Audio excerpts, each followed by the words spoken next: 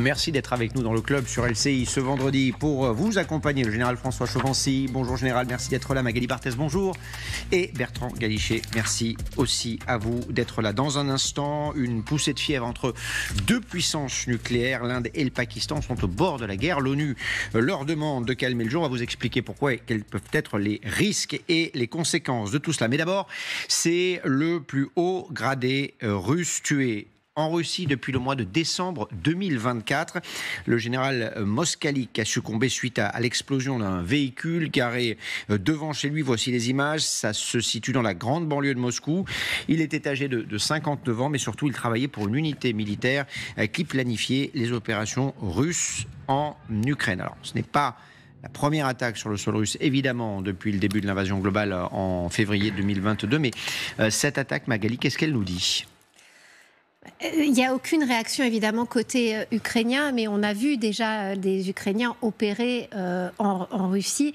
Et c'est vrai qu'il y a eu notamment cet attentat dont on avait beaucoup parlé à l'époque, c'était en décembre dernier. Là aussi, c'était un général russe qui, en sortant de chez lui, avait été tué dans l'explosion d'une trottinette qui avait été piégée au moment de son passage. Et lui était en charge davantage des armes chimiques. Donc on voit cette capacité quand même des Ukrainiens, même si encore une fois à l'heure actuelle il n'y a aucune revendication de la part des Ukrainiens, mais il y a cette capacité d'action sur le sol russe. Il faut bien voir qu'aujourd'hui, en plus, ça n'arrive pas à n'importe quel moment, puisque ça arrive au moment où l'émissaire américain Witkoff arrive à Moscou. Imaginons que ce soit une action ukrainienne, je le dis imaginons parce qu'encore une fois... On ne sait pas pour l'instant, et les Russes n'ont pas encore réagi d'ailleurs. Mais ce serait évidemment un signal qui irait contre la poursuite des négociations telles que les envisagent les Américains. Cette arrivée de Witkoff au moment où cette bombe explose, évidemment ça peut être interprété comme un message allant pas dans le sens de la négociation, mais plutôt dans la poursuite de cette pression et de la guerre. Alors évidemment, tout le monde pense aux Ukrainiens. On ne sait pas aujourd'hui s'ils sont responsables de ce qui s'est passé. Qui a les capacités aujourd'hui en Russie de mener ce type d'opération ? À part les Ukrainiens, on ne voit pas très bien, parce qu'en réalité, l'opposition russe, comme vous le savez, n'existe plus, ou en tout cas, elle est soit en prison, soit en exil. Et pour ce qui est d'agents étrangers autres que des Ukrainiens, qui auraient intérêt et qui auraient la capacité à intervenir dans des conditions pareilles. Donc effectivement, même si, encore une fois, pour l'instant, il n'y a ni revendication, ni preuve d'une implication ukrainienne, c'est bien naturellement vers Kiev que se tournent tous les regards.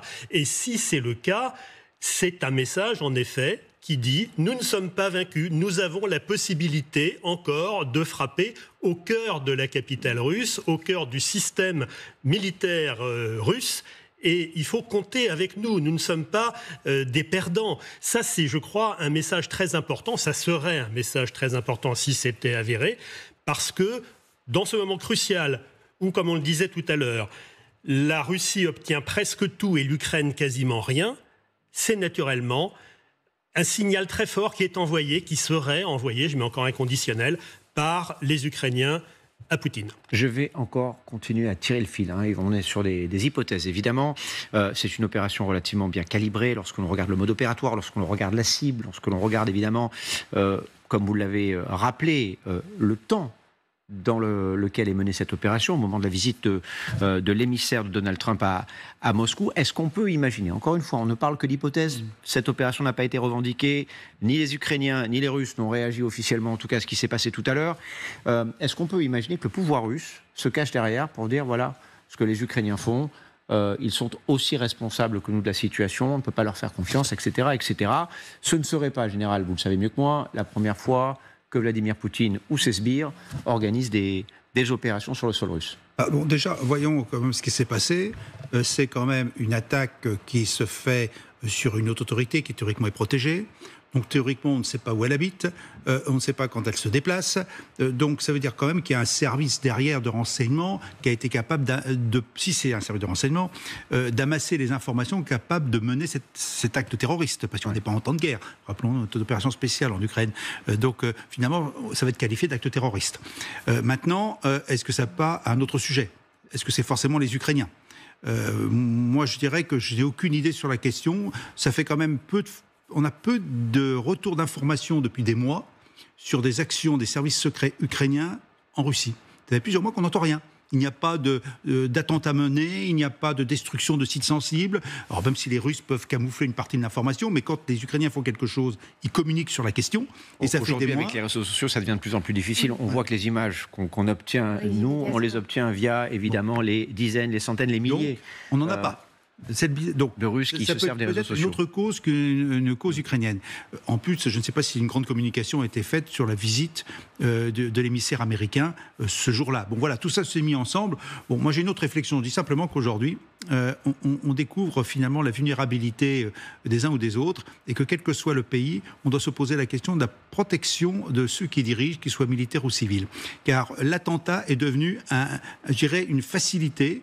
Au temps de guerre, les militaires ont été formés à se dire, bon, au temps de guerre, il y a l'ennemi, il y a nous. On se tue normalement, oserais-je dire.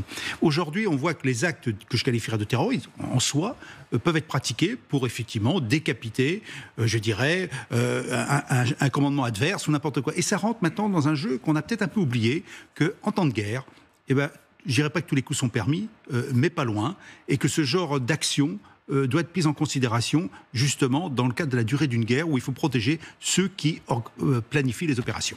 Alors, une petite précision, certaines des images qu'on est en train de vous montrer, eh bien, nous parviennent des enquêteurs qui ont diffusé des images de vidéosurveillance de ce qui s'est passé. Donc voilà, il y a du réseau social, il y a aussi des images de vidéosurveillance diffusées par les enquêteurs. Magali. Il faut bien voir que, notamment en décembre dernier, lorsqu'il y a eu cet attentat contre le général Kirillov avec cette trottinette piégée, très rapidement, justement parce qu'il y a eu un choc énorme dans la société russe de voir la vulnérabilité de ces généraux qui, à la sortie de chez eux, pouvaient se faire tuer dans des attentats, il y a eu une réaction extrêmement rapide des services d'enquête qui, immédiatement, normalement, nous expliquent qu'ils ont trouvé les coupables. Généralement, la piste va directement en Ukraine.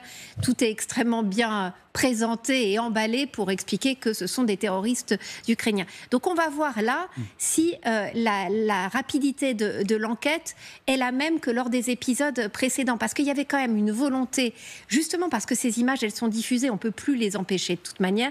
Il y a quand même à ce moment-là une volonté de rassurer aussi la population et puis de rassurer les généraux et de dire on vous protège, on est là pour prendre des mesures.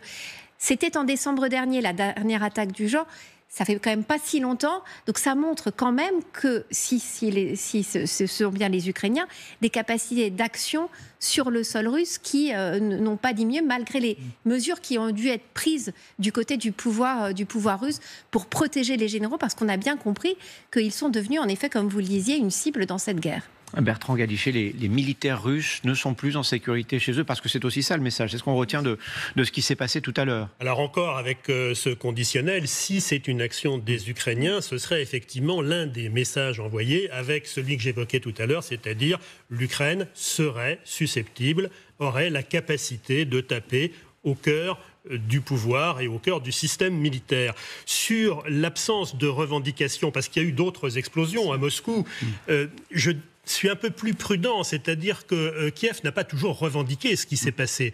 Il y a eu, rappelez-vous quand même, un certain nombre d'explosions, d'attentats qui sont restés un peu dans le flou et sur lesquels les Ukrainiens sont restés soit discrets, soit évasifs, n'ont jamais vraiment démenti, mais n'ont pas revendiqué clairement ce qui avait pu se passer. Donc là-dessus, ça peut être aussi une façon de créer un climat d'incertitude, de déstabilisation, au fond, comme le font les Russes de l'autre côté, bien entendu. Alors, climat de tension,